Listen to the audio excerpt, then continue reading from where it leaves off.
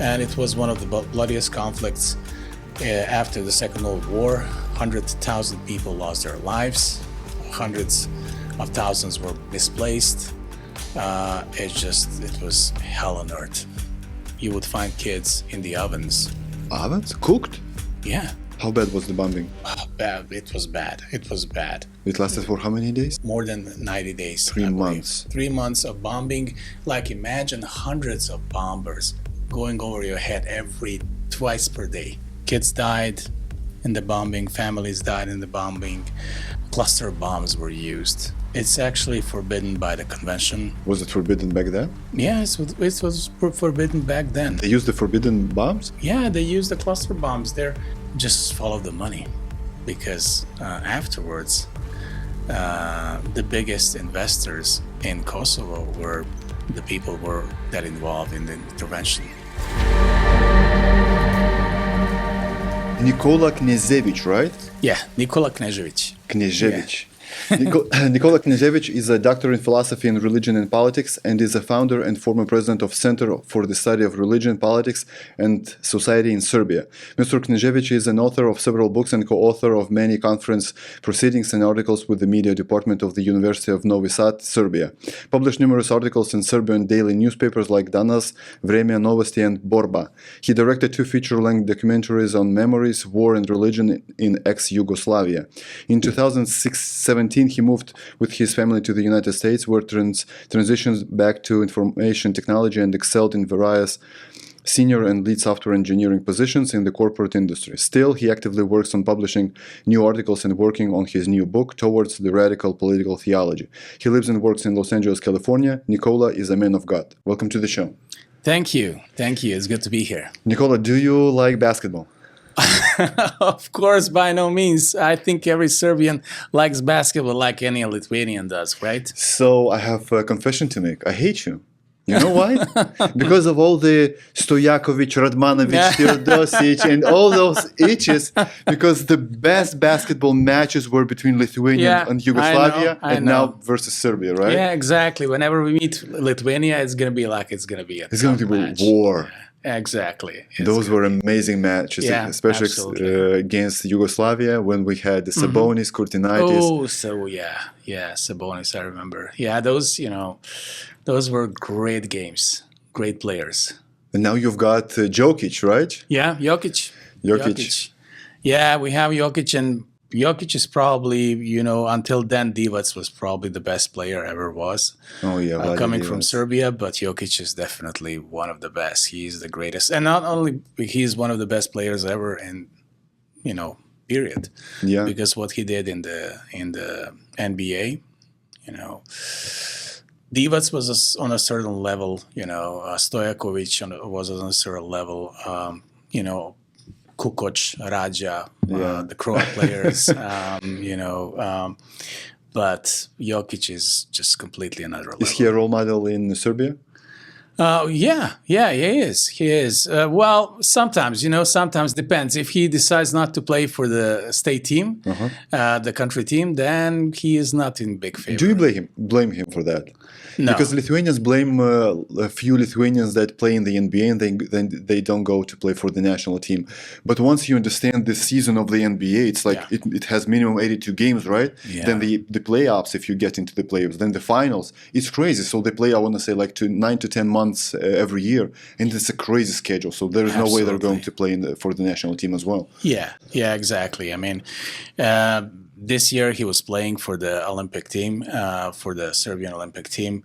But yeah, they have to understand. I think most of the people, rational people, are understanding the leverage and the understanding what it takes to play in the NBA and how much effort you have to put in to be fit, and run against people like LeBron, Yeah. So yeah, it's occasionally they love him, occasionally they hate him, but yeah, it's not really a rational thing to do. He is just a normal guy. And so what's interesting between the difference between the NBA and the European basketball is in Europe they play 4x 10 minutes, right? In NBA they play 12 minutes, so it's one extra time. So it's much more games, more time playing, and the rivalry is way more dangerous here in the Absolutely. US. Yeah. Just like you said, LeBron, all those other guys, and Doncic. Just Yeah, look at those Doncic, guys, yeah, Europeans. amazing. Yeah. What about Nikola Tesla? Is he a role model, a hero in Serbia, or he's well forgotten and he's only a hero, I want to say, here in the West? Oh, no, he's very well here in Serbia as well. I mean, in Croatia as well. It's kind of a war between those two countries still in a horrible way. Who is actually owning the Nikola Tesla? Oh, really? Yeah, because originally, officially, he's like a Serbo-Croatian inventor, right? Ethnically, he's a Serb. Not that really that makes any difference, but he was born in a country that is now in Croatia, that is now officially Croatia. So, kind of there is a verbal war, cultural war in related to that subject. But yeah, absolutely, Nikola Tesla, everybody loves him, and he is an icon in the Balkans overall. Nikola, I would like to start with Yugoslavia because that was a huge country in the 20th century, right? You were born in Yugoslavia, correct? Yes. So I was born in a country that no longer exists. That was the USSR. That was a communist country. You were born in Yugoslavia that no longer exists. That was a communist country as well. And I believe that Americans have to hear the story of Yugoslavia because everything that America is doing right now, and I think it's going towards maybe something like what happened to the USSR and Yugoslavia. The enemies from within and from the outside, they're trying to ruin the America right now, the United States of America. And the worst thing that can take place in a country, I believe, is nothing but the civil war. What happened in Yugoslavia, what happened in Russia in the 20th century with the Bolshevik Revolution, etc., when these people were killing their peers. So let's go with Yugoslavia. What do you remember about that country? Well, quite a lot, actually. I was born in 77. So I spent more than 13 years, 12 years, and during the communism, I was able to experience it was more of a socialism back then than a communism, but the principles are the same. So, when you're growing up and when you're 6 years old, right? And then it's time to make a pledge. We were doing the pledge to the leader, to the country, and pledging that we'll give our own lives to protect it. And Country or a leader? Country and the leader. And the leader. Country and the leader. Yeah, imagine that. So, and then after you get that, you get those blue hats and red scarves, like we're called Tito's pioneers. And whenever some high party officials would visit the town, we would have to gather up in hundreds on the football fields and make those choreography dances in order to, honor the party officials. It's just some things that you see in North Korea, right? It's ridiculous. It's circus. It is a circus. Yugoslavia was a specific country, unlike Soviet Union and the countries of the Soviet Union, actually the countries of the Soviet Lager, which were Bulgaria, Romania, Hungary, Poland, Czechoslovakia, Eastern Germany as well. Yugoslavia was an unaligned country. It didn't belong to Warsaw Pact. It had great relations with the United States. It had good relations with USSR, and it kind of was acting as a buffer zone between East and the West. Our culture was primarily like mixed Eastern and Western culture as well. We were listening, we were Westernized in terms of music, in terms of media, in terms of movies. So movies in the cinemas were from Hollywood, right? Yeah. Because in the USSR, there was no way you're going to watch a Hollywood movie. Yeah, this was different. We were able to watch the Hollywood movies, pretty much the same culture, same shows. I mean, a lot of times we're speaking about the same shows we watched when I speak with a fellow American, and we're speaking about the same shows we watched. We were a little bit more influenced by BBC. BBC shows were more present in Yugoslavia at the time. But at that time, BBC from the UK was not that left like it is right now, right? No, yeah. It was more conservative. It was more right. So 77, that was Margaret Thatcher, right? Yeah, yeah. She was super conservative. She was strong. She was. I mean, the shows and everything were, we had a ripe upbringing. Apart from the, ridiculousness of, the public rights of the communist system, right? Those dances and pledges, allegiance to a leader, and of course the propaganda was still very heavy. You obviously, the most popular movies were, the Second World War movies, partisan movies, and we had a lot of those. Yugoslavia was making, I think, maybe even 10 or 15 movies per year, and they had so great production in making war movies that Hollywood often used them, and their infrastructure. And the propaganda was aimed towards what? So, because you were friends with the communists, which it was USSR and the West as well. So, who was the enemy of the Yugoslavia back then? Nobody?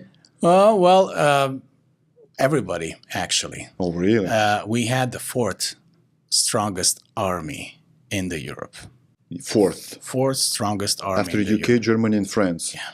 It was very powerful, very strong army, very big army. We all had to be enlisted. When you get your, I think when you're 18, you have to be enlisted, and when you 20, you have to be in mandatory serving 1 year. Depends. In the 70s, it was a year and a half, and before that, it was 3 years. Now it's maybe 6 months or 3 months. I'm not sure,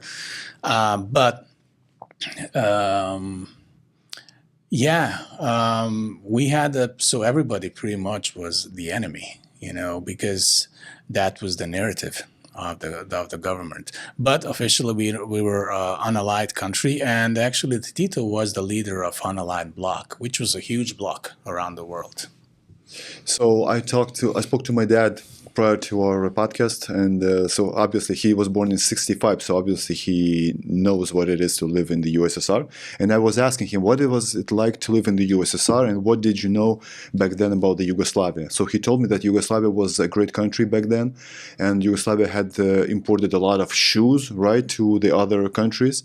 And if you ever had the chance to visit either Eastern Berlin, which is Eastern Germany, or to go to Yugoslavia, that was a blessing, because you couldn't get out of the USSR back then. Could you go out and visit other countries when you were living in Yugoslavia back then? Not in the 50s, no. Obviously, in the beginning, when the communism was very strict, you could end up in a labor camp just by saying a joke about the leader.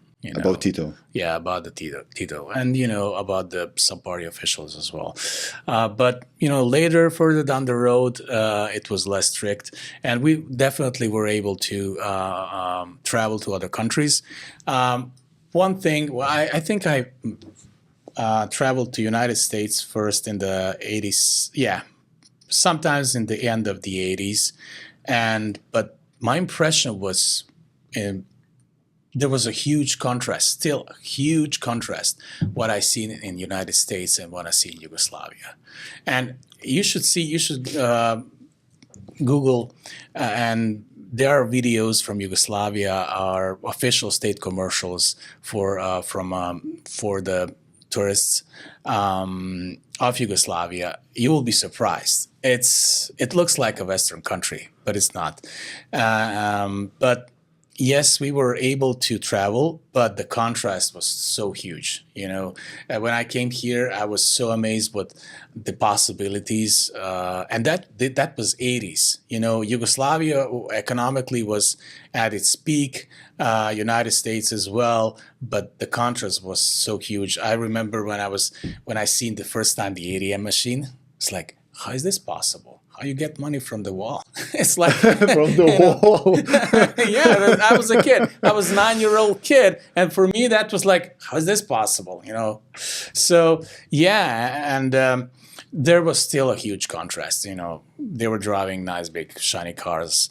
We were driving different cars. They're mostly Yugoslavian-built cars, you know. But there are still levels, right? So Yeah, Europe levels, right now is definitely. pretty good. So Lithuania is a pretty good country, but there are still levels. Once you visit the US, you see the vastness of it, the wideness, the possibilities, the amount of people that just live in the cities. Like LA, I want to say 6 to 7 to 8 million people. So the whole population of Lithuania is 2.8, right? But just in one city, it lives 4 times more than in the whole country. So there are definitely levels, and I get you when you say that there was a huge difference, because when the first time I visited the US was 2018 only. And I was like, whoa, that's like another planet, right? Really, and Lithuania is still far advanced than other. Yeah, Lithuania is still Europe, right? So it's a very old country. So street-wise, it's very narrow, old buildings, very small parking spots, just for an example, right? Here in California especially, everything is big. So you've got the trucks, you've got the SUVs, the roads are wide, you have 7 lanes going just one direction. So even in 2018, I was amazed. I can only imagine how amazed were you in the 1980s. Oh yeah, absolutely. It was. We did have wide highways because Belgrade and Novi Sad, those were two biggest cities, and Zagreb, of course, from the other republics. They had like large infrastructure because they were large cities. But most of the country, especially that is coming from the Austro-Hungarian culture, looks like the same, like you did. Very narrow streets, different architecture, but still, it was night and day. You can clearly see the difference. What happened in Yugoslavia in the 90s? What was the problem with this whole country? Well, let's get back to the roots. In the beginning of in the end of the 80s, we had this great fall of communism, as USSR is dissoluting, Eastern Germany, Czech Republic, Czechoslovakia, Poland, and Hungary. And everything went peacefully, even USSR, right? With so many republics separating and becoming independent. But Yugoslavia, unfortunately, sometimes in May of 1990, there was the last session of communist union, Yugoslavian Communist Union, and that session ended by Croats and Slovenians leaving the union and the meeting, and that was the very beginning of the conflicts. Because they're leaving from the party were leaving the actual states, looking for independence. Now with Slovenia, Serbia didn't have much problem because Slovenians, we didn't have many Serbs living in Slovenia. But when Croatia decided to declare independence, that was a huge problem for Serbia because we had like 1/3 of the population were Serbs. Living in the territory of Croatia. Yeah. And then we are going back to history during the Second World War. Unfortunately, in the Second World War, there was an independent state of Croatia, and there were huge atrocities against the Serbs. Huge atrocities. A couple of camps that even SS people were astonished how brutal they were.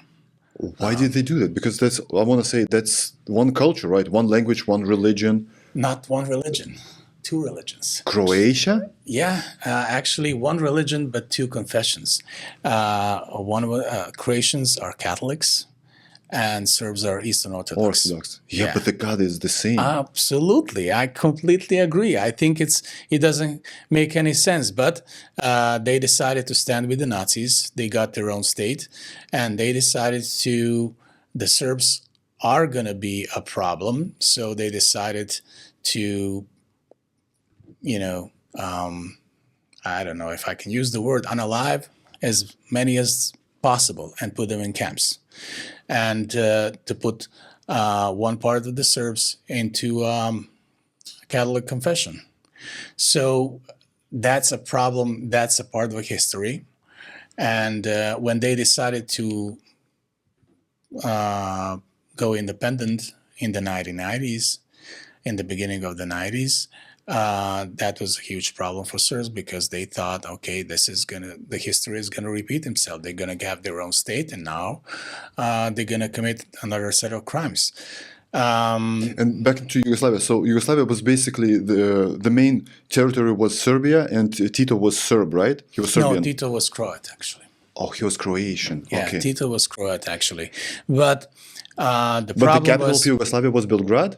the capital of Yugoslavia was Belgrade, and through the communist regime, the problem with the communism is oppression, is absence of the truth and the freedom of speech, and pure push of the ideology, communist ideology.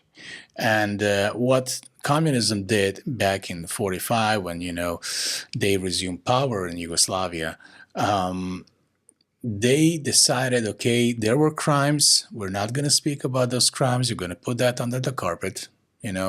Everybody's should be good to each other now. Croats to Serbs, Bosnians, Muslims to everyone else, and like nothing happened. But it did happen, unfortunately. There were crimes committed by Croats, and Serbs were remembering that. And Yugoslavia, of course, instead of embracing democracy, our leader, Milosevic, embraced a new form of communist nationalism, like a socialist nationalism. Not like the Nazi kind, but he embraced the narrative of nationalism and said, okay, we're going to go and defend those Serbs. And actually, the Yugoslav army had the mandate to keep the country in one place because of the constitution. So technically, they tried to keep the country in one part, and that's how the war started. First in Croatia and Serbs and Croats, and then in Bosnia as well. And it was one of the bloodiest conflicts after the Second World War. 100,000 people lost their lives. Hundreds of thousands were misplaced. It was hell on earth. Why was Bosnia unhappy? Bosnia? Well, you see, all stems back to communism and ideology. When you're living in a communist country, you want to practice your religion, but you can't. You want to be a Muslim, but you kind of can, but you can't be really a Muslim. You want to be a Catholic, but you really can't. And especially if you want to be in Eastern Orthodox, you could do that, but that was like really fraud upon. You would be a second-grade citizen, and those identities were put under the carpet. Those identities, the religious identities, were oppressed. The national identities were oppressed. Yeah, I know that you're Croat, I know that you're Serbian, but we are brothers and sisters, the brotherhood. We're Yugoslavians from now. Yeah, the Yugoslavians, And then that was strictly under a doctrine and the communist oppression. When you put the communist oppression and the ideology out, then all of a sudden you have a awakening of different ethnic and religious identities. And in that mix, everything can happen, especially if you have a history that is troubling. So you were saying that Milosevic tried to implement social nationalism.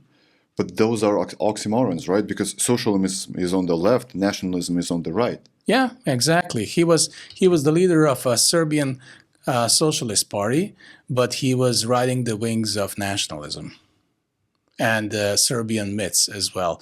So he decided to invade Croatia, and that's how the war started. That was 1990 or 1989? 1991. 1991. Yeah, that's how the war started.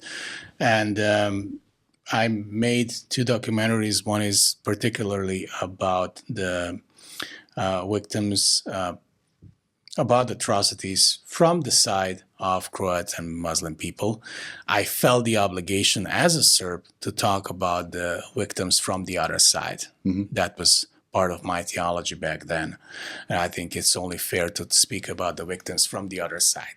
That is how we're going to bring the reconciliation in those parts again, because still the the Serbia and the Western Balkans is a ticking time bomb. How bad the war was? Give me a few examples. How bad? Yeah. Because I've heard some stories. I've heard that Albanians and Bosnians, they were killing others with knives, raping women. Yeah, exactly. Even worse than that. Village by village. Village by village, people's slaughtered, kids slaughtered. You would find, I mean, if I don't know how graphic I can be, but, you would find kids in the ovens. That terrible. Ovens? Cooked? Yeah. They were cooking? They were putting babies in the ovens. That terrible. I don't want to say who did it to who. Everybody did it to everybody back then. But there are a few testimonies like that in my movie. It's terrible. It's very gruesome. It's very graphic. But yeah, it was very bloody conflict. Kids were displaced. Kids were murdered. Entire families. Imagine you live in the village and you have Easter and then an army comes and kills everyone, slaughters everyone. While you're celebrating. Yeah. Yeah, it's happening throughout the history. It happened in the Second World War, and it happened in the last war. The war was bloody as it can get, literally. It was very... So it lasted from 1991 to 1999, right? No, actually it was 1991 to 1995. 1995. And then 1999 was a kind of different war. It was war between Serbia and its southern province, Kosovo, between ethnic Albanians. Serbs were ethnically cleansing ethnic Albanians in Kosovo. Why? Well, there's a lot of history to that. Albanians were fighting for their country for a long time, and they were also oppressing Serbs as well. There's a lot of, especially now. Now they had their own country, and now they're oppressing Serbs completely. Now the Serbs are the one who are oppressed. In Albania? Yeah, not in Kosovo. In Kosovo. So Kosovo right now is a separate country, is it? Yes. It's a very small country. It is a very small country, and it has many problems. Has many problems with the way it's governing. I don't think it's a full democracy, and definitely a very corrupted country. So the first war in Yugoslavia in 1991, though that was no longer Yugoslavia, 1991 to 1995 ended. How did it end? What were the results of that war? How did it end? Well, it ended that Croats, with the help of the U.S. and aligned with the Bosnian forces, pretty much pushed the Serbs on the original borders. And that's how the war ended. In the end, Serbia's army was depleted completely, and Milosevic just decided, okay, I don't want to fight anymore. This is the end. I have problems with Kosovo, so I have to handle that. But basically, the Operation Storm, the Croatian Operation Storm, made a huge victory on behalf of Croats and liberated most of the parts of Croatia back then and parts of Bosnia and Herzegovina. And that's how the war was ended with the Dayton Accords. So, of course, United States intervened, and Milosevic, Tudjman, the Croatian president, and Alija Izetbegovic, the Bosnian president, sat at one table in Dayton and signed the peace accords, and that's how the officially war ended. So Yugoslavia was dismantled in 1991, right? Yes. And there was Slovenia, Well, Croatia. technically in 90s, it started disillusioning on the very 14th assembly of the Union of the Communist Yugoslavian Communist Union. So right now we have Slovenia, Croatia, Yeah. Serbia, Bosnia and Herzegovina, Albania, Not Kosovo, Albania. Albania was not part. Macedonia. Macedonia. In Macedonia. But now we and have Montenegro. both of those countries. No, Albania was never part of Yugoslavia. Oh, It was Slovenia, Croatia, Bosnia and Herzegovina, Serbia, Montenegro, and Macedonia. And two provinces, northern province of Vojvodina and southern province in Kosovo.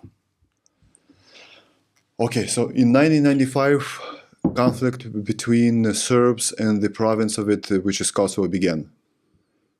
NATO bombed Serbia in 1998. Yeah, 1999. 1999. Yeah, it was a lingering conflict. That conflict was lingering from the 70s, 80s. Albanians were trying to get, their rights, and they were fighting for their rights and trying to get their state. Serbs were against that, and the climax was actually in 1990 when Milosevic started the ethnic cleansing there, and that was the point where and then it was also a perfect moment because it was 50th anniversary of NATO, so. And NATO, and then Bill Clinton decided, okay, we need to do something with the NATO to make the world aware that NATO is still useful. So there is one bad guy at the moment, Milosevic. You probably heard about him before, but now he is doing ethnic cleansing in southern part of Serbia, and then let's do the intervention on him. So they actually took quite a large force. How bad was the bombing? Bad. It was bad. It lasted for how many days? 90, more than 90 days. 3 months. 3 months of bombing. Like imagine hundreds of bombers going over your head twice per day. It's like that's strong sound over your head. And you experienced it, no? Yes, I did. Luckily, the city where I was living wasn't bombed, but the neighboring city, Novi Sad, was bombed heavily. The infrastructure was bombed, the military facilities, the police facilities. Hospitals were hit as well. They used to call it collateral damage. They used different kind of bombs. They used depleted uranium to hit their bridges. The bridges were completely cut off and bombed with depleted uranium, which is leaving radiational residue. And it's, it was terrible. It was a terrible mistake in behalf of NATO. They should never do that. We were without water. We were without electricity for a long time. And in the end, they completely destroyed our infrastructure. Actually, they damaged our infrastructure significantly, but they didn't damage the morality. You mean the spirit? Yeah, and the spirit. Yeah, exactly. So, unfortunately, brutal bombing. The worst thing, they call it collateral damage. Kids died in the bombing, families died in the bombing. Cluster bombs were used. What is that? Cluster bomb. It's a terrible invention. It's actually forbidden by the convention. Was it forbidden back then? Yeah, it was forbidden back then. They used the forbidden bombs? Yeah, they used the cluster bombs. The cluster bomb is like a bomb made of. Sorry, the cluster bomb is a bomb made of many particles, clusters. So when it explodes, it explodes at one point when before it's gonna get to surface, explodes to many particles and many explosions, and it causes severe injuries and death and destruction to a population.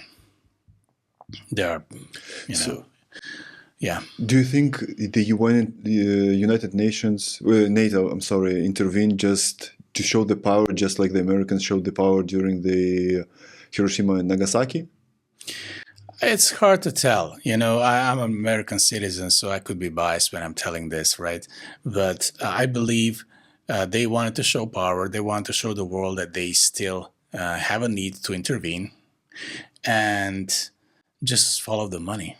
Because afterwards, the biggest investors in Kosovo were the people that involved in the intervention. Madeleine Albright and the She rest was the of Secretary of State? yeah, yeah, yeah. I like how Exactly. people say that Bush and his administration were warmongers, right? But they always forget about the Clinton. Oh yeah, the Clinton was, and that was that was a good distraction from his Monica Lewinsky Oh, right. problem. 1998. He was impeached. Yeah, he was impeached. This was a good timing to just deflect things a little bit. When did Russia intervene? So Serbs love Russia right now, right? Because of the intervention, right? When did this happen? Well, the Russians didn't intervene at all. They helped one time. They helped, yeah, but Russia at that time was weak, pretty much weak. It was After the collapse of the USSR, they were on their and knees. Yeltsin, and they had their own problems. The Russia was not, it wasn't at the same state as now when Putin is on power. I'm not saying anything, I don't want to make him look good or anything like that. But yeah, it was weaker Russia than it's now, definitely. So Why are Serbs right now more aligned with Russia than with the West? Because of this war? yeah, the war has its role in it, of course. The war definitely has its role, but the main thing is religion. Because of the Eastern Orthodoxy. Serbs are Eastern Orthodox, and Russians are too. Also, they are Slavs. They're sharing the same culture, particularly, in certain level, the same language. It's quite different language, but same culture, the same Slavic heritage, but mainly religion. But it's so stupid because that's the same guy. Just like so, the England had the problems with Ireland just on the same grounds, right? One were Protestants, the others were Catholics. Yeah. They were slaughtering each other. Yeah. But the God is the same. God is the same. And the Son of God is the same, and the Holy Spirit is the same. Yeah, exactly. It's madness. Yeah. Can you even imagine, how ridiculous it is when the Croats is fighting the Serbian, just because one is Croat and the other one is Serbian? Well, they say that they have the same language, they share the same culture, they even share the same faith, because those are sister religions. Eastern Orthodoxy and Catholic Church, they're very similar. Why would you say similar? It's the same, basically. It's almost the same, yeah. They're they just mainline have churches, different leaders. One has Pope, another has how is it called? Patriarch. Yeah. So it's ridiculous, But when you mix that with the history, mix that with the ideology and the war crimes that happened in the Second World War, you get a terrible mix. Even today, Croats and Serbs don't like each other very much because of the history, unfortunately.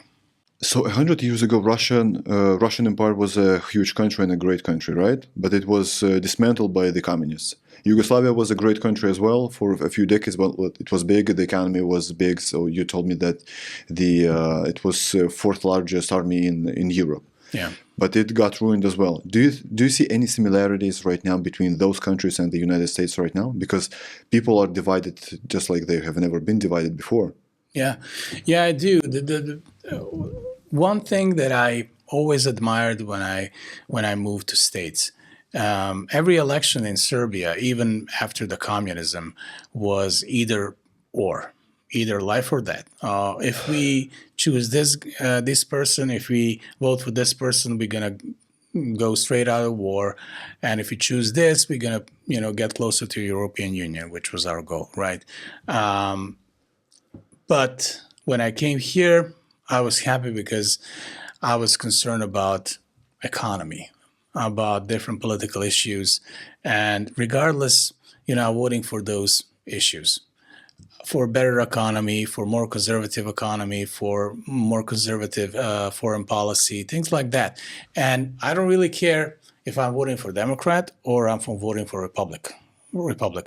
I really don't care. One time I'm going to vote for Republican, the other time I'm going to vote for Democrat because I'm voting for the policies. But it's no longer the case. It used to be the case. Because either way, it's still going to be the country is going to stay at its own pace internationally. There's going to be some slight differences and alignments, but we're still going in the good direction. Economy is still strong. We get to live on our American dream. But it's no longer like that. I believe our country is polarized in such extent that I see in Serbia when I was leaving Serbia. It's literally polarized, and we coming to the point where we hate each other because we are either Democrats or Republicans, which is ridiculous as well. But that started once Trump took over the White House, right? What exactly did he do? He did nothing. He did not polarize the country on his own. He unveiled something, but without the intention of unveiling the truth or how corrupt the country is or how big of a uniparty it is here in the U.S. Would you agree? I partially agree. Trump has a tendency to use unbalanced words at sometimes, even in these elections. He has that tendency. By any means, I'm voting for him this election. I'm not hiding that, but he wasn't the one calling Biden sucker and loser. That was Biden calling him sucker and loser during the debate. Yeah, unfortunately, the politeness and the kindness and in the political conversations and debates and discussions are withered away. That's just the history now. You can see that in the last two debates. Actually, the last debate was more like an old school debate. Yeah, that was incredible. But the Trump Kamala debate was just distasteful, at best. I believe what happened is that Democrat Party radicalized, pushed too much to the left, and that is the problem. When do you think that started? Well, it started in the last maybe 2 decades. It slowly progressed. Give me a name of a president who started it. Who started? That's the Clinton administration. After that, Barack Obama, definitely. If I say that, if I could pinpoint, yes, that would be like the shift was more apparent with Barack Obama. So there were at least 10 persons sitting right in front of me, and I was asking them the same question: when did America became so racist? And all of them told me during the Obama. Mm-hmm. He was the one that segregated citizens of the U.S. Yeah. Yeah.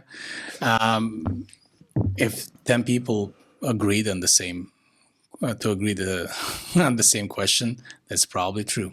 Or something behind that is probably true. What do you think are the chances of the U.S. getting into some kind of a full swing civil war during this election, which is in a month, less than a month?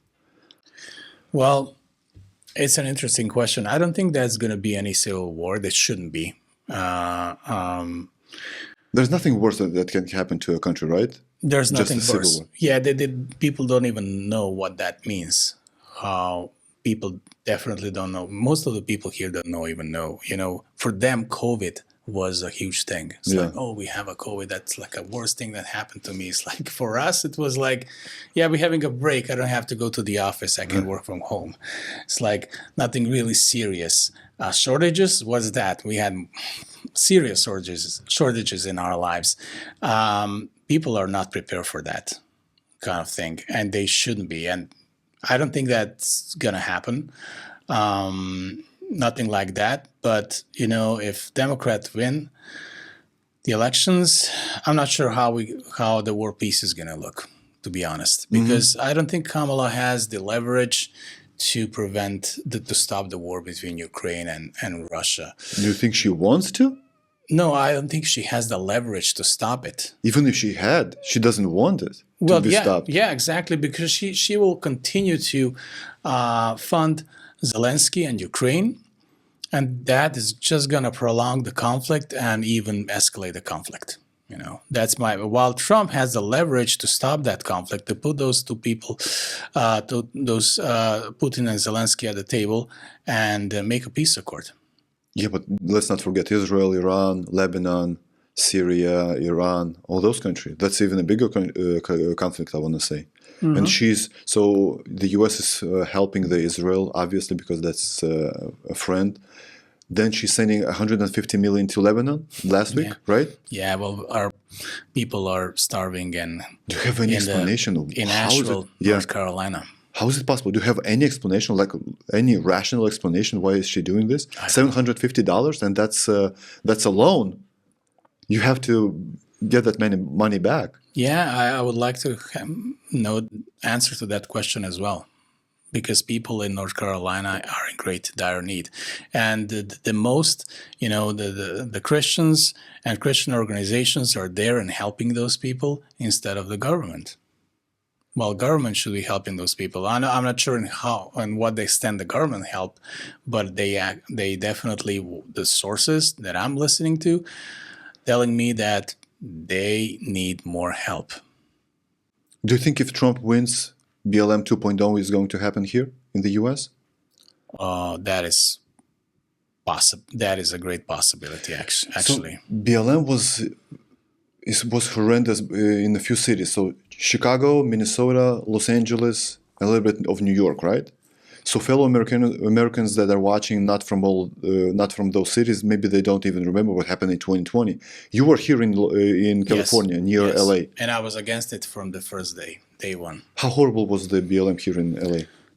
Well, I actually wasn't in LA. I was in Thousand Oaks. I was living in. I actually just moved from Las Vegas to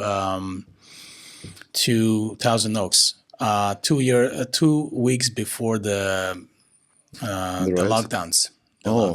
Yeah. And we didn't have it. So we did have some riots in Thousand Oaks, but obviously the biggest problems were in LA and around those bigger liberal cities. But they burned it down. Yeah, exactly, and they let them burn down. So the rules are for thee, but not for me. It's a saying, because now we have lockdowns, but we have mobs marching on the streets without no mess, and that's not a problem.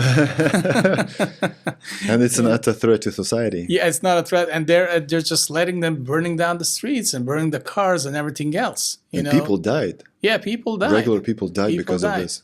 Yeah, people died, and in the end, Candace Owens, I think she did a great job on exposing the entire movement and, the fallacy behind the movement and corruption behind the movement, because the leaders of that movement are now having multi-million-dollar houses around the LA.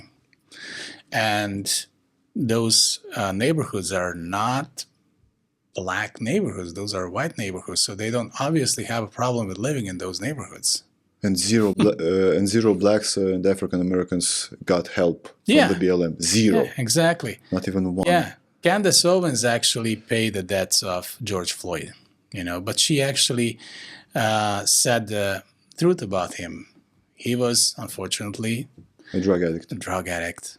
And because he was under the influence, he acted like that. And of course, it's tragic what that cop did to him. But nevertheless, he was a drug addict.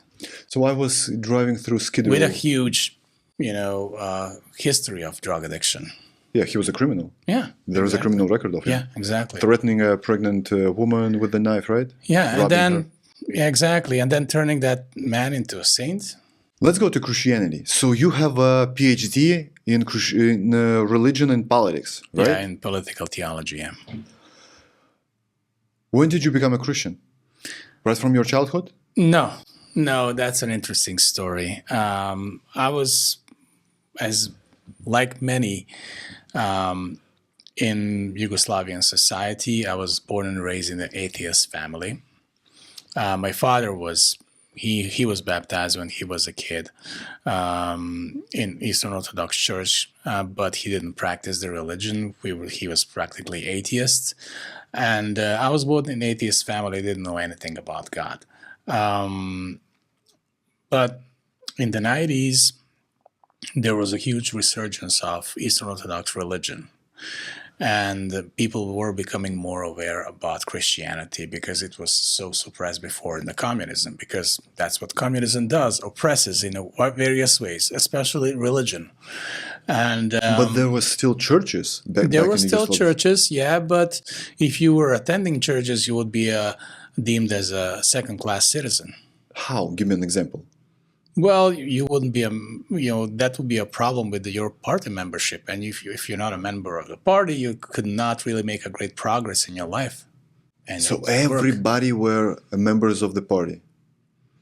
Yeah, not everyone was a member of the party, but if you really wanted to succeed, That was a privilege to that be. was a privilege. And yeah, my father was actually thrown out of the party, but still he was able to excel at some level at his work, even though, because it was,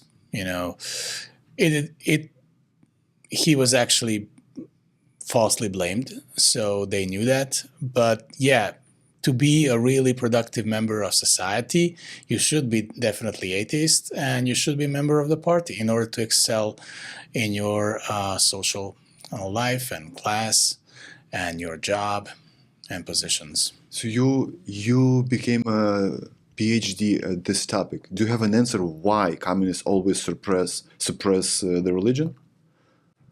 Because of Marxist ideology. Because of Marxist ideology, for Marxism, religion is just a walking stick.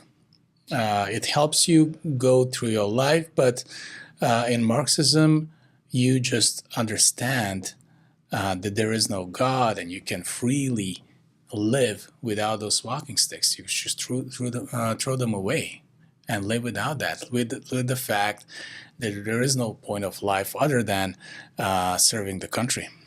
Because individual doesn't exist in communism. Personality doesn't exist in communism. You is useful only as much you serve to the community and the party system.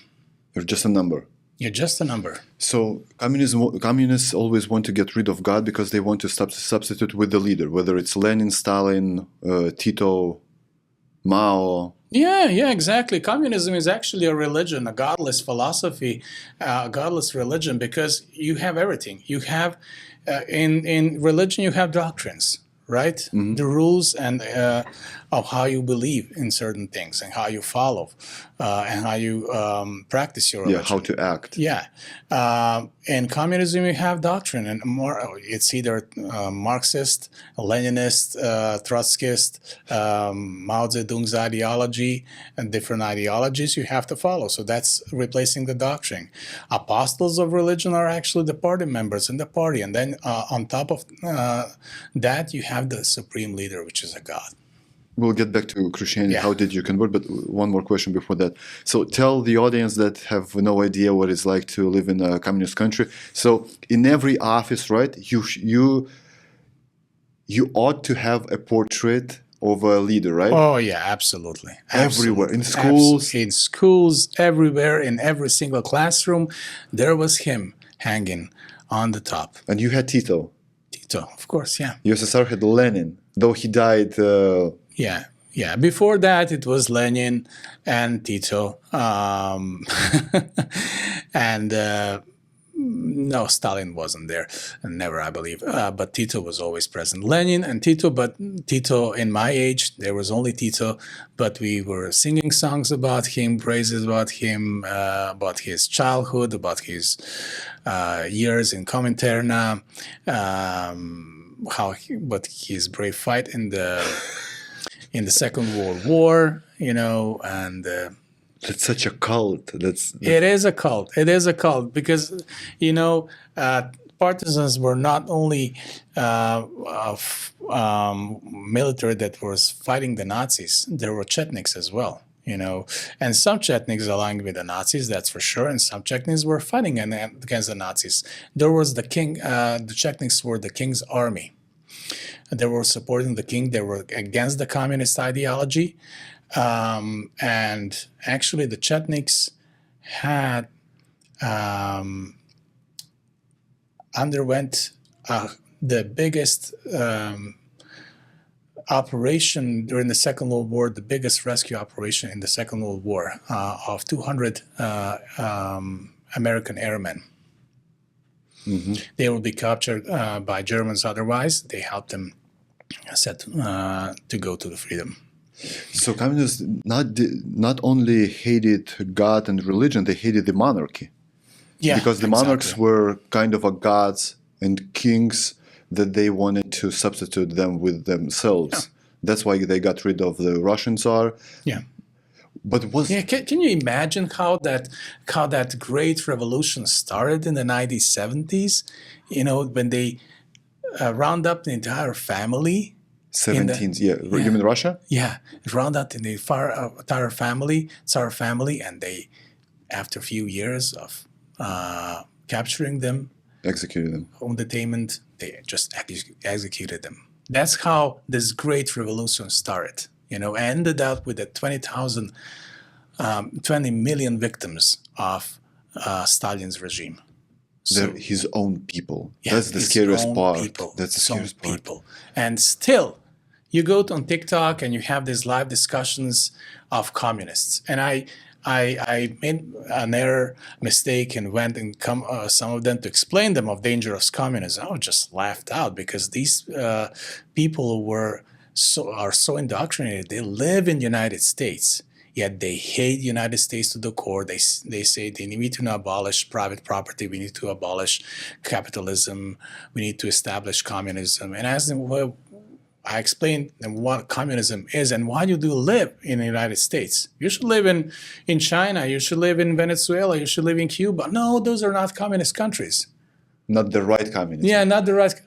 Yes, because every single communist project failed because communism ultimately fails. Marxism exists only in theory. In practice, it always suppresses, it always fails. Because God gave us individuality. Yes, we're individuals. Exactly. We're not all the same. And gave us freedom. Even Yugoslavia, and I can say that Yugoslavia with its social self-governing system was the closest to that ideological utopia of Marxism, but still failed in the most horrific way. So I believe if you want to implement communism, you should have elections every 4 years. So if your country, if the people electorate loves communism in your country, they will re-elect you in 4 years. Yeah. But you always vote in, no way to vote out of communism. And you have the same people in the party, you have the same party. What's the purpose of the elections? Yeah. There is no... If it's so great, if it's such a great theory of governing the country, just do elections every 4 years. Every 10 years. We had the elections, but it's only one-party system, so it doesn't really make any difference. That was it's a choice. Ridiculous. It's a sham. Yeah. So people say that even the French Revolution was based on Marxism. Was it? That's hard to tell. That is hard to tell. It's I wouldn't be so courageous to make such assertion. So the biggest threat and the biggest evil of let's say, for the last 200 to 300 years, would you say that's communism as an ideology? Communism, absolutely an ideology. It's a system. And it's the worst that happened in the last 300 years. Absolutely. You can see the history. Just see the history books, and you will see the consequences of the communism. So you want to tell me that one man, one human being, Karl Marx, invented one ideology, one theory of governing the country, and its theory, its ideology ruined more than 100 million lives? One man influenced the whole world for 3 centuries? Well, one man, there were actually different mans because Lenin adopted his, and then you had Lenin ideology influencing the state, the revolution in the SSSR and Russia actually first, and then Yeah. becoming SSSR. So it's, Mao Zedong in China, and then you have different offsprings like Trotsky's ideology as well. So there are more different strains of Marxist ideology, but it all stems from his thought. I don't think that he intended to make that kind of a system that will produce so many casualties and fail so significantly, because it's still utopia. But in practice, it's always suppressive. It always fails, and it always brings the problem we have. I mean, what we have today, maybe we're going to get to that point later, but it's always we have so much discussion between oppressed and oppressing, between oppressed and oppressor. And that's the core of Marxist ideology as well. Because in his ideology, he has the bourgeoisie, the ruling class, and you have the proletariat, Peasants. the peasants, the plebs, the working class. And the point of the working class is to establish a classic society and push out the ruling class who is oppressing them. And we have that. It's always the same. Yeah, we have the same logic in critical race theory, which is pushed to our kids, which is well established in our universities. And I want to say every decade we're looking for a new oppressed people. Yeah, exactly. Gays are now oppressed, transgenders now are oppressed. Before that, blacks. Maybe we'll come up to Asians, someone else. Yeah, they're gonna always find, but the Latinos right now, maybe the illegal immigrants, they're going to be the. Yeah, it's always oppressed and oppressor. It's always friends and foe matrix, and the foe is always the white privilege, whiteness, and white man, or the ruling elites, or the capitalism. Would you say that's the same strain of communism was in 1979 in Iran? Because there was oppressor and the oppressed people, right? The Shah oppressed, quote unquote, the Iranian people. That's why revolution happened. That's the same thing? I wouldn't call it the same thing. I'm not sure how much, in what extent Shah oppressed those people. But I want to say just like Tsar in Russia. There is always that kind of oppression, of right? Course. Yeah, there was certain kind of oppression in communist, in the Kingdom of Yugoslavia, of Kingdom of Serbs, Croats, and Slovenes before the Second World War. There was always some kind of oppression. Those are not ideal societies, but as far as I know, people were, free to walk, free to express their opinions in the Shah during the Shah's rule. Women were not dressed like they're dressed now. They had their rights. They had rights to be educated. Many things that women are not allowed to in nowadays Iran. The whole world would travel to Iran. Yeah. And now no one wants to go to Iran. Why would they go to Iran? But people that sit here in the U.S., especially the youngsters, and they're fond of communism, don't they see the results of communism? Iran before revolution was an amazing country. Right now it's a mess for 40 years. Russia before the revolution was an amazing country. Then the USSR, the cleansing, 20 million of their own people died. China. Then we have Cambodia, right? Then we have what else? Vietnam. North Korea divided to North Korea is like a huge example. It's like it's right in front of our eyes. We don't even know the extent of things going on in North Korea. Nobody actually knows because everything is for display. Even the people who go there, everything is for display. Everything is fake. So we don't even know the extent of terrible life of the people that are living there. Let's get back to Christianity. So, how did you convert? Okay, so originally I'm coming from the atheist family, and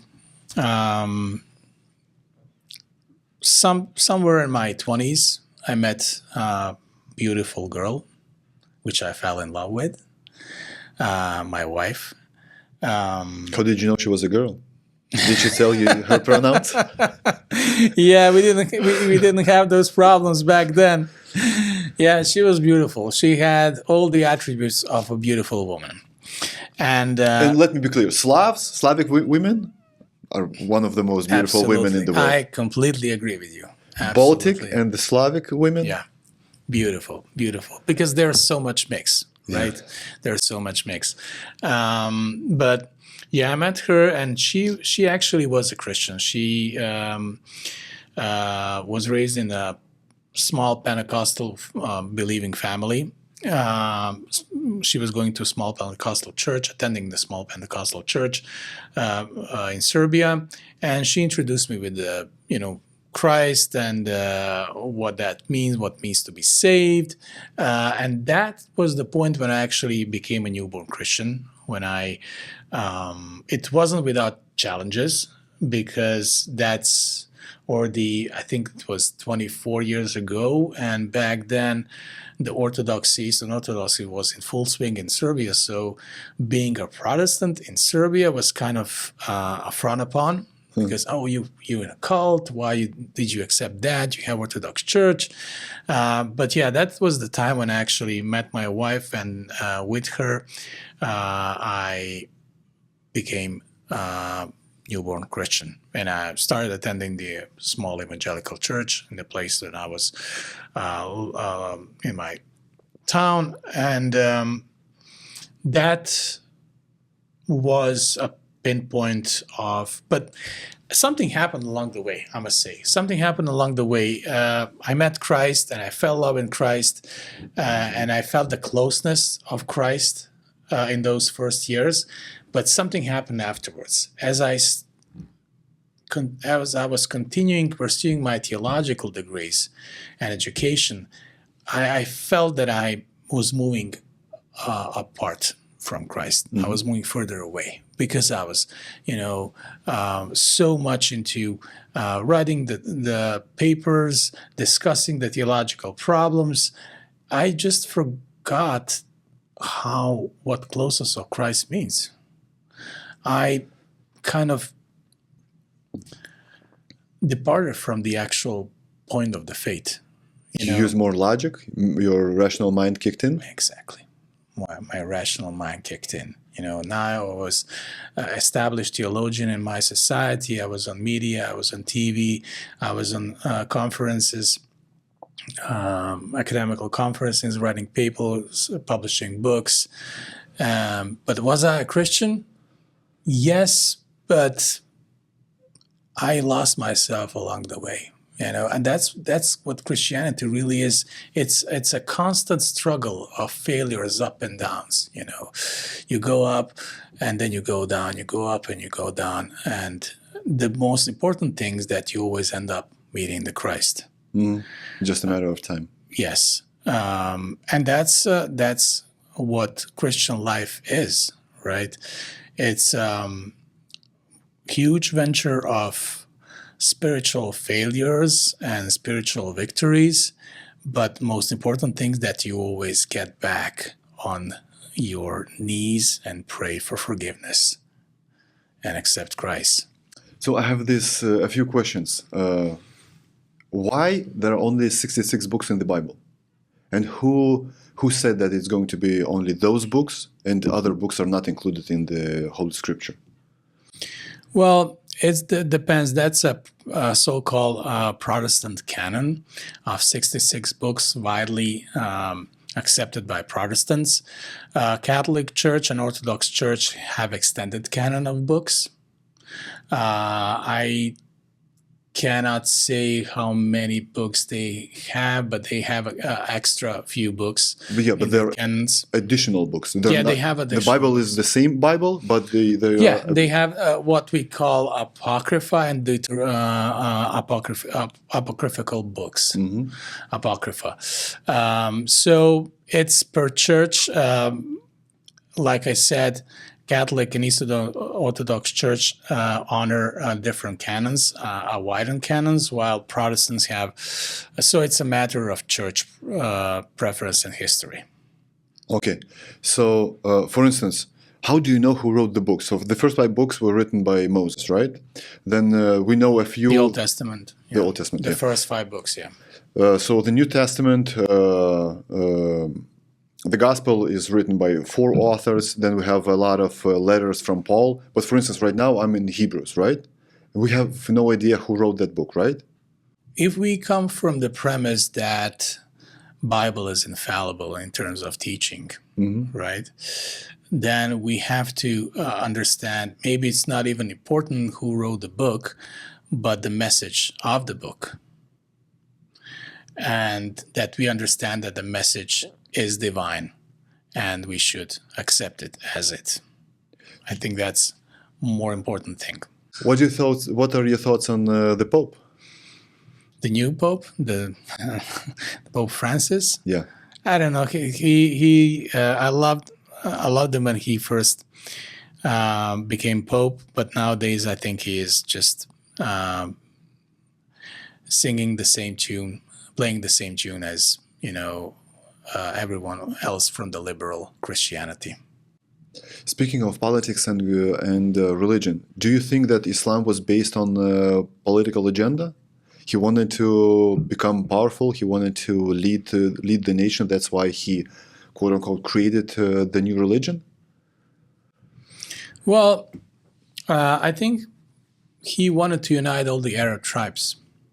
And back then they were atheists, right? They weren't Christian. They were pagans. Pagans. Why did not they? Pagans. They were pagans, and he saw the opportunity to unite them, and he acknowledged the fact that he needs something strong to unite them. So that was, 7th century.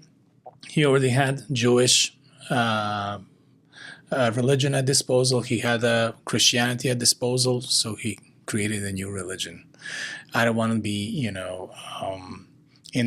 disrespectful to Islam, but from the Christian standpoint, there is only one God, and that's Jesus Christ.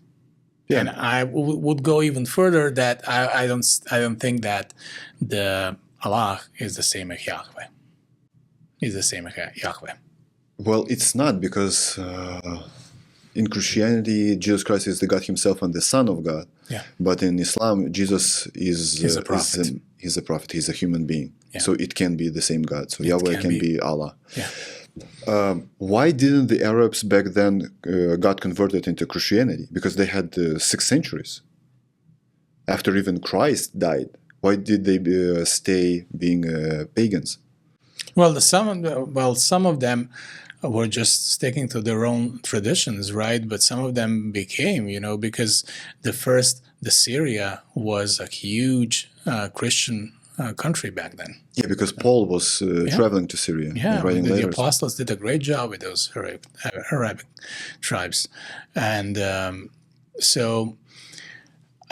but there were many people that were not. And back then, it was not like this. The roads were not there. And they were not able to travel as we do now. So there were a huge number of people that were not reached by the gospel. And he was walking among them, and he seized the opportunity, and that's how he started. Of course, the Muslim, if you invite the Muslim here, he's going to say a different story, because all that is divine. As a Christian, I cannot accept that. Yeah, but at the same time, that's the reason why Christianity is not that popular in India or China, because it was too far and unknown territories at the moment. Well, yeah, unknown territories, and they have their own religions before. you know. Yeah, but Hinduism is what? Basically, Hinduism is like they're pagans. Yeah, they're pagan. They have many demons as their god. Yeah. They celebrate. Yeah. And most of them, I believe, they can't even explain me what they're believing. Yeah. Yeah. It's like, yeah, it's only one Sikh. They have one single God. And I don't think that God necessarily is our God, but they actually believe in one God and one deity. What is you as a PhD in this area, what is the influence of the Christianity on the world? If not Christianity, how the world would look like? Because everything that we see, everything that is beautiful, that was beautiful and is beautiful, like the music, right? The architecture, Michelangelo, all those people, they were all Christians and they were creating because of the love for the God, right? Mm-hmm. So if not the Christianity, the world would look like in a way different way, right? Yeah, very different way. Take a look at any communist country which doesn't have religion, doesn't have God. The architecture is horrendous. Yeah, it's horrible. And that's how that world will look like. Some dystopian society having their own rules, because moral teachings are stemming from religion, from God directly. And if you take God out of the equation, you took the part of who you are, because the human being is created as imago Dei, as image of God, as image and likeness of God. In Eastern Orthodox theology, there are two concepts. There is an image of God, and there is likeness of God. Image of God is who you are. You are created as the image of God. It's your intellect, it's your soul, it's you're able to think, to make decisions between right and wrong. And the likeness of God is the actual potential, who you might be as a Christian, is your potential, who you are going to be as a Christian. So the actual process of Christian life is going and walking, is the venture between image of God and the likeness of God, becoming more like God. Not the God himself, but there is a concept of theosis, become like God, God-like.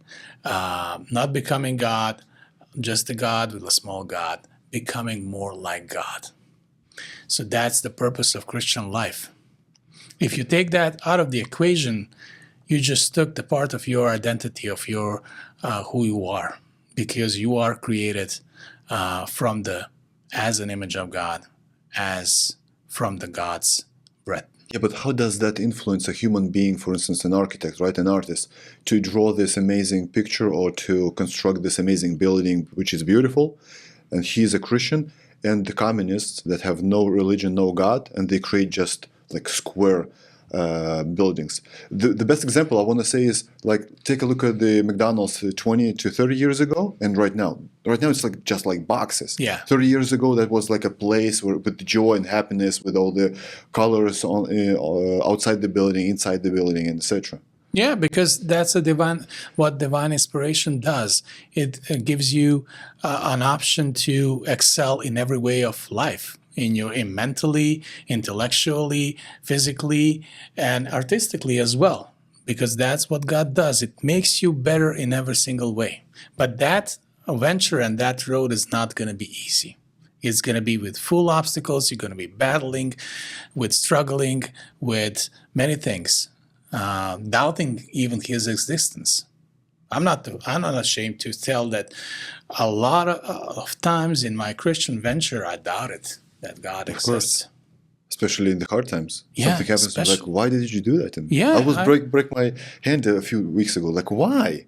Yeah, yeah, exactly. I had some really hard time 2 years ago when I just bought a house and I lost a job, and we had to move to a different state. And I'm not sure if I was going to lose the house or not.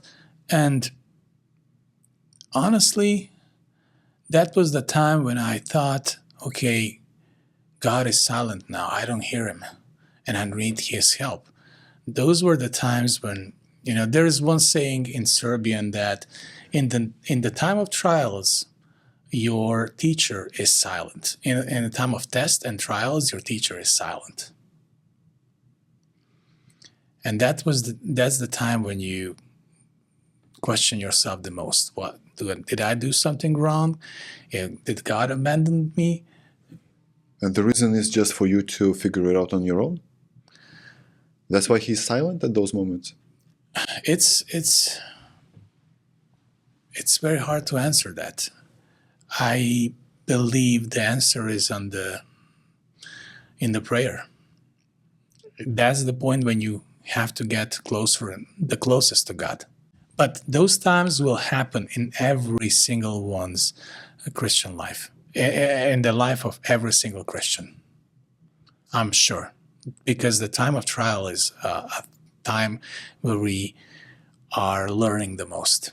Why do you think countries that are Muslim countries, well, let's take out of the equation their religion, right? Just take the countries by the territory. Let's say Saudi Arabia, Iran, Iraq, Syria, Lebanon, Pakistan. Why do they look like that and they're not that advanced as the Western world? Is that because of the religion? Is that because of the territory, of the nature, of the climate? Or why? Do you have an answer to that? That is a good question. I believe the answer is in Max Weber. He and the Protestant ethic of work. The reason why the Western countries are so developed is because of the Protestant ethic, working ethic. So the religion played a huge part of it, especially the Calvinism, because in Calvinism, you're going to show how blessed you are by your success. If you're blessed, you're going to be successful in any way, right? And the purpose of me as a believer is to contribute to society as well, to be a good citizen, a role model citizen, to help others, to not necessarily be rich. I'm not talking here about any kind of weird theology, but the way you are pursuing your life and goals has to reflect your religious beliefs. And that was the core tenet of the Protestant ethic, and Max Weber wrote the entire book of that. And I think that part of ethos contributed to extent of success of the Western society, because entire Europe is Protestant. The Western Europe, especially. Yeah, the Western Europe. Yeah. And although Eastern Europe, which is less developed, they were mostly either communist or Eastern Orthodox. While in Eastern Orthodox, you have a different concept, not so well into the working ethic as Protestantism. So Protestantism, in great extent, contributed to the success, economical wealth, and well-being of the Western countries. Yeah, but the Orthodox have the Sabbath day too, so it means you have to work 6 days and rest on the 7th. Yeah, but the way they're perceiving things is different. You can just see the difference between Eastern countries and the Western countries, how they perceive work, and the work ethics is going to be a little bit different. And that's related historically to the Protestant roots. That's undeniable fact. What about the Muslims? Because every time I've been to Turkey 3 times, right? I've never been to other Muslim countries. So when I've been to Turkey, I saw a lot of people that were just resting, not working. That's part of their culture, or that's part of their religion. So they don't work as much as the Christians or the Protestants do. Well, I believe both culture and religion as well. And southern nations are more relaxed, right? Just take a look at the Mediterraneans, yes, absolutely. Greeks, Italians, so we can say Turkey as well. Which are not Protestant. Yeah. And they just tend to rest more. Yeah, exactly. The Spaniards have siestas, they rest for 2 hours. They're not hardworking. Which is not entirely bad. Yeah, just the difference. exactly. But if you ask me why the West is so successful, is because of Protestant work ethic. So let's take the Middle East, right? Right now in the world we have two different Muslim wars, I want to say.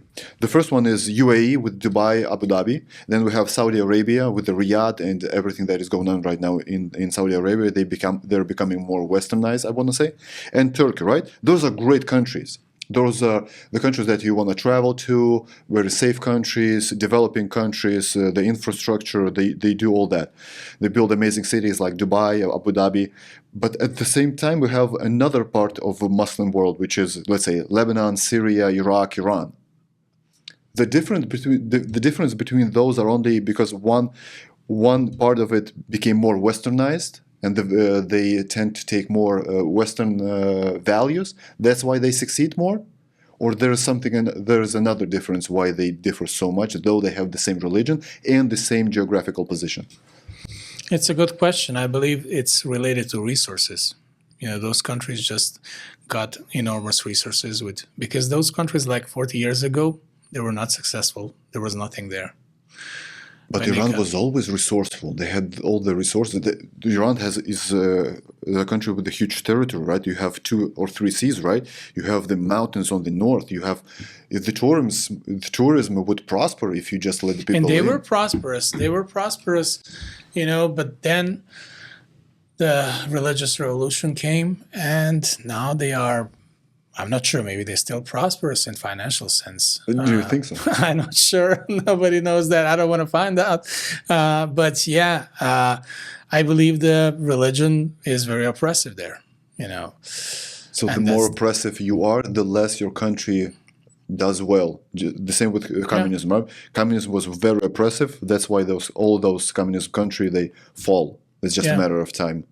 Yeah, this is oppression in a different level, right? Oppression, religious oppression, which is also very. We did see that throughout the history of religions. Catholic Church was super oppressive. Yes, very oppressive in the history. So nothing good comes from that, and thankfully, Protestantism arose from such establishment and those conditions. So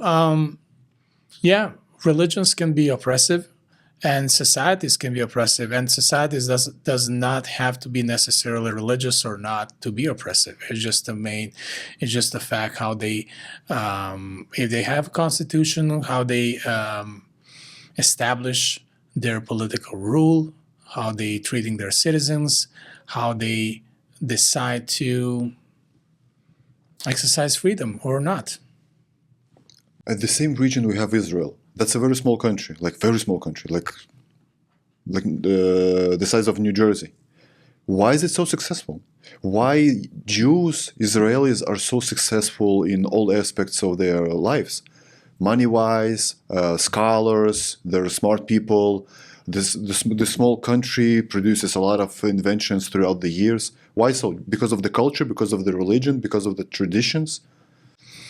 Culture, but the most important aspect is God's promise, because those are chosen people, and Israel is a chosen nation, and God's promise that they're going to be successful. How do you feel about that being a Serbian? So you're not an Israeli, you're not a Jew. How do you feel about that? God chose Israelis and Jews instead of Serbians, Lithuanians, Poles, or Spaniards, it doesn't matter. Because we are Christians, and we are Jews by grace. Jew is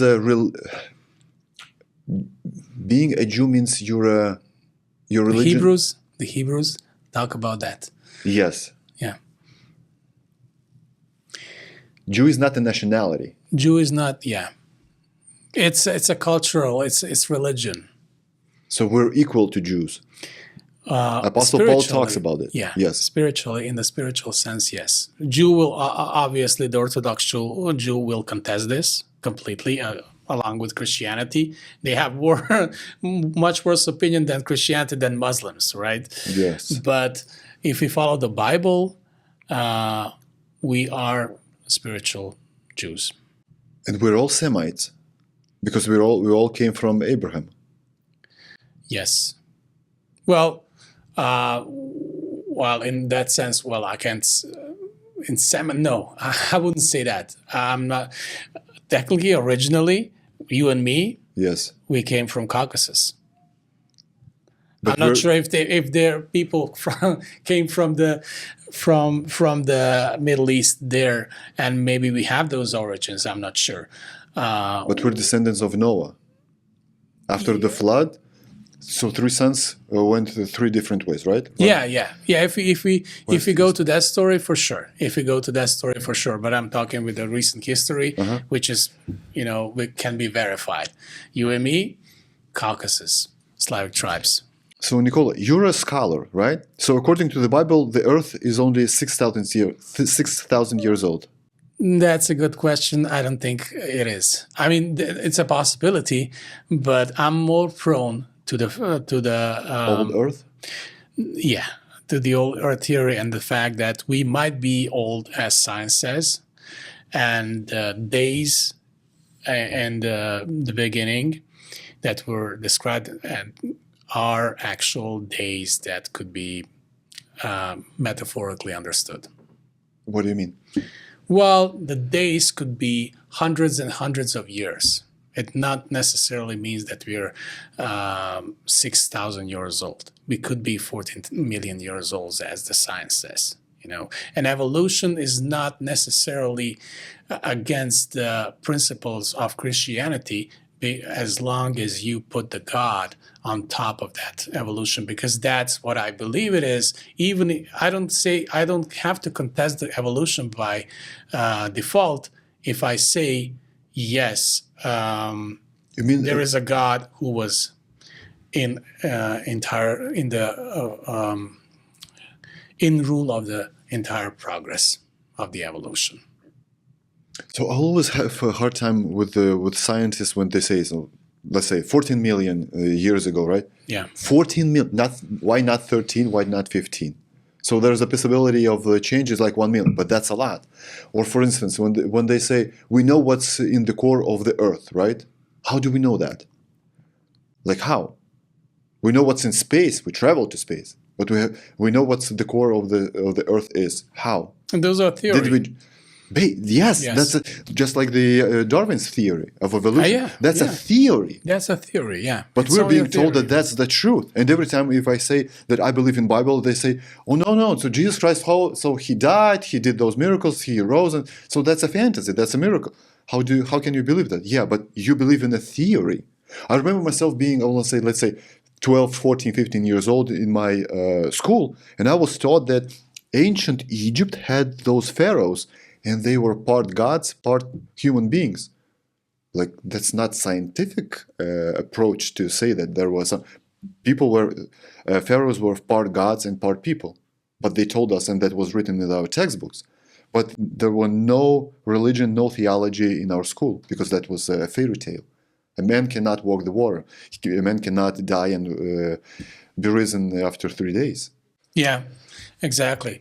Well, the thing is that we don't have to necessarily contest evolution with the Bible. We can say, those days could be hundreds and hundreds of years.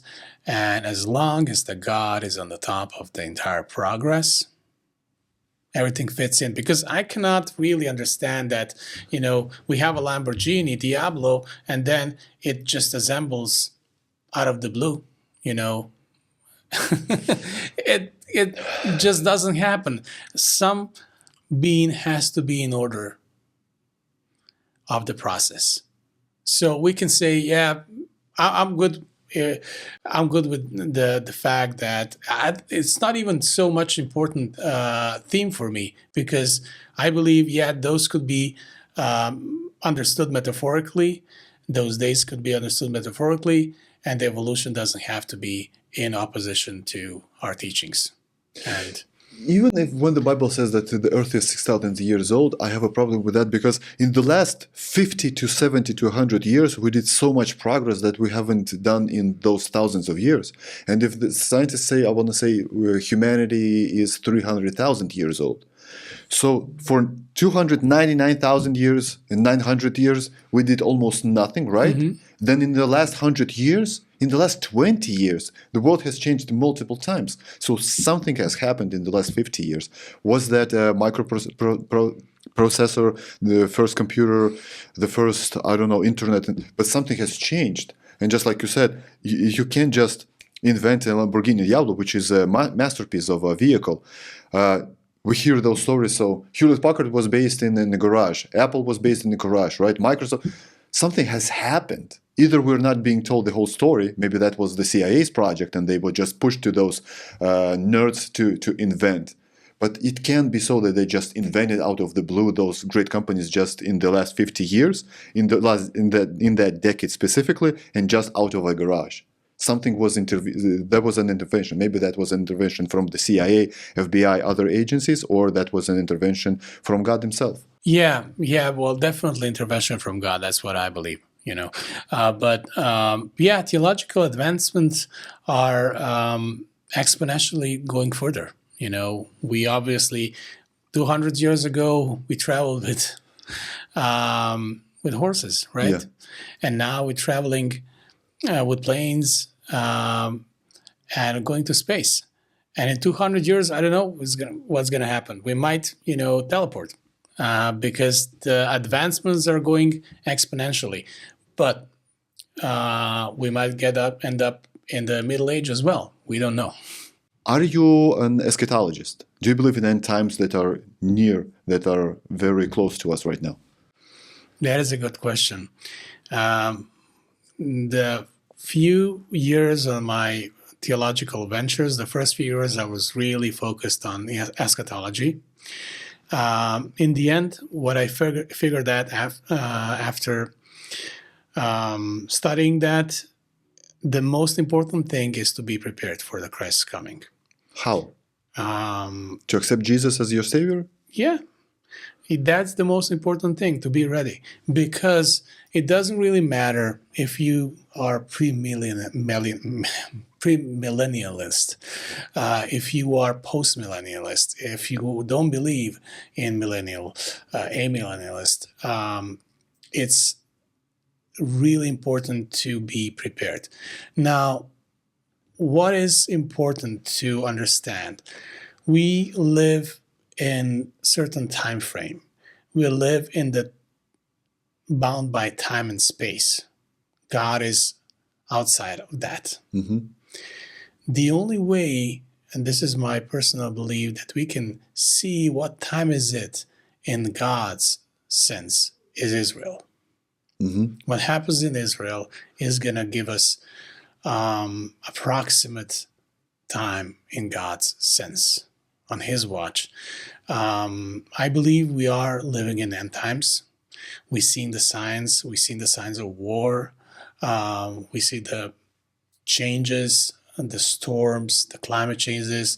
Only in last century we had 2 world wars.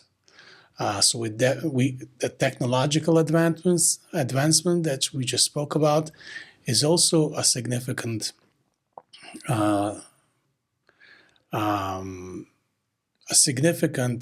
way of showing that we are living in interesting times. And I'm not sure if that's going to happen in a month, or it's going to happen in 1 year or in 100 years. Nobody knows that, because even apostles in their time, they were sure that Christ is going to come in their time. So nobody knows the time of the hour. And whoever claims otherwise is a false prophet. Yeah, a fraud. Yeah, exactly. Because we've seen many frauds throughout last century. But the most important thing is to be prepared. But we definitely live in the end times, and something exciting is going to happen. But I'm not sure if you're going to be able to see that or not, to live through that. If you had an option, would you like to live through that?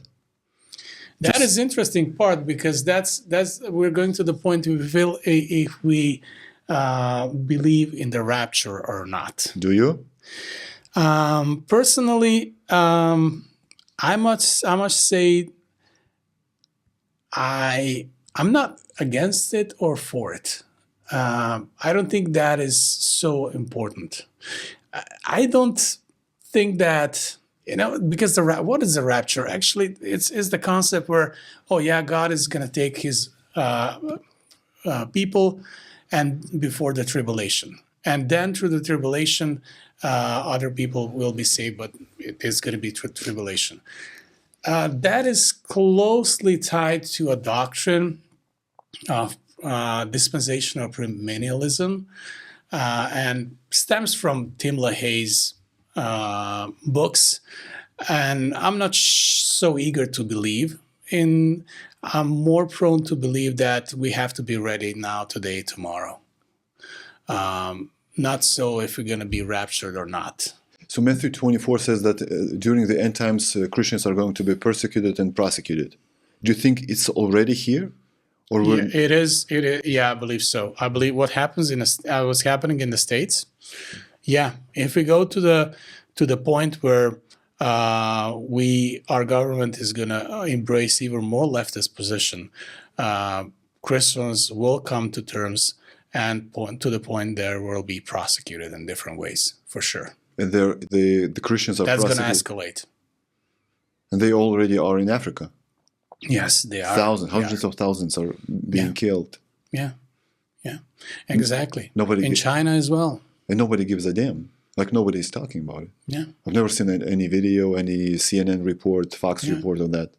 They don't care. Yeah, because here in the United States, we are tucked in our great, nice way of Christian life. Mm-hmm. We have churches that are doing the mission trips to Uganda or to Uganda, for instance.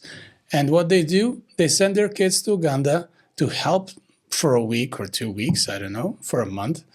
They live in luxury hotels where they helping those kids. What kind of mission is that? Seriously. What we are teaching those kids. In regards to Africa, do you think that this continent is basically cursed? Because it's madness what's happening in Africa, in every country. Up to maybe in the north of Africa is pretty good. So Morocco, right? It's a good country. And maybe Republic of South Africa. But the other continent, which is huge, and people can't even acknowledge how big Africa is, but it's cursed. It's for centuries. It's killings and killings and killings, oppression, and I won't say no communism over there. They're just dictatorships. But there's a lot of witchcraft, and there's a lot of spiritual battles, and there's a lot of embracing demon worshiping and pagan deities. Their tradition is pagan. I would love to see Africa prosper.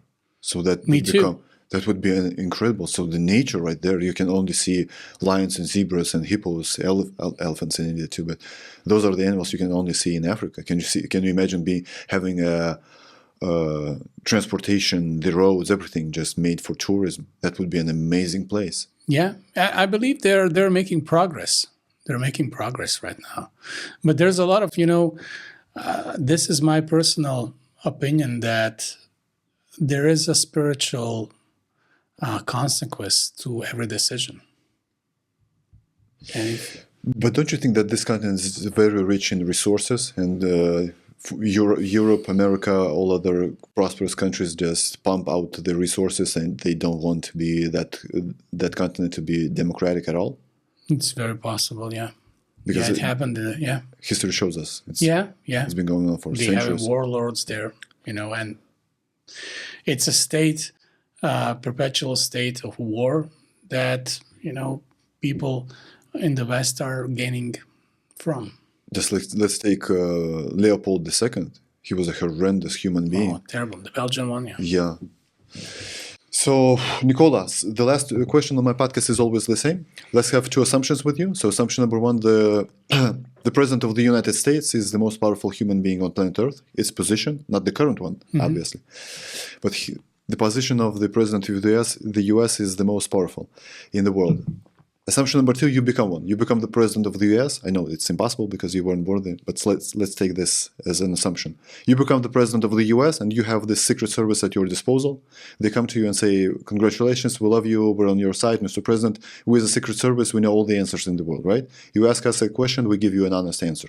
What would be your first question? I think, like the most people would ask, are there any green men out there? Really? That would be your first question? Well, that is an interesting question for sure. As a Christian, is it possible? That is also an interesting question. I'm not sure. For me, I'm kind of asking myself that, is it possible to have, I mean, I was thinking about that option. Christ came and walk on this earth and, bring the gospel to people of this earth. If there are other civilizations out there that we are not aware of, because Christ is cosmic event. Mm-hmm. It's not an earth event, it's a cosmic event. It's a universal event. So he would have to do that the same to other planets, which kind of sounds kind of weird. It could be possible because it's a God, but I'm not so sure. So I have this. So God created in the Bible. It says, man were created in what image? In God's image. In our image. Who are we? Well, that's pluralis majesticus. Yes. What does it mean? Pluralis majesticus. That's a majestic plurality because the God is a king, and he is speaking in plural. And we can also say that's because of the Trinity. Yeah, I heard that thing that because of the Trinity. So let's say they give you an answer that there are aliens. We had multiple encounters with them. You being as a president, would you expose it to the public? Well, the question is what the public will gain from it. The truth will set us free. And then what they will do with that truth. It could be a mass disturbance because, okay, where are they? Are they in our government? Are they ruling us? That's a possibility. So we would have to, well establish the possible consequences of revealing such truth. Okay, so the next question is, can humanity handle the truth? At times. I don't think even today humanity handled the truth of the Holocaust because there's too many people, unfortunately, that they're denying the Holocaust. So that's why we don't know, and we will never know the Epstein list, the JFK assassination, Area 51. We will never know the answers. Maybe in 50 years when the documents are unsealed. So JFK documents had to be unsealed in 2022, 2021, something like that. And Trump said, if you saw what I saw, you would never expose it. But he says he will, and the Epstein list is going to be exposed when he gets elected. Well, let's hope he gets elected. I can only imagine what kind of chaos will it bring to the audience. Can you imagine watching movies for 30 years and having this role model for decades, and all of a sudden they say that he's a pedophile, and here are the evidence, he had sex with the kids, etc. That's mind-boggling for people. Because, once again, they created their own gods. These actors, those artists, they're gods to them. They listen to who to vote for. They listen to Taylor Swift, right? They're gods, not Jesus Christ, but others. But they're not sinless. That's the problem. Yes, and there's a group of people in Hollywood that are trying to expose those pedophile circles, an entire ideology behind the movie industry. That's another topic.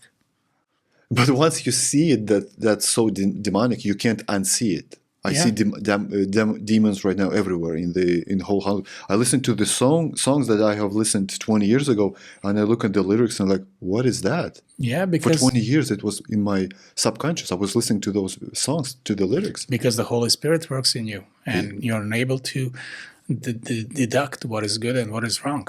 Amen. Nikola, I had a blast.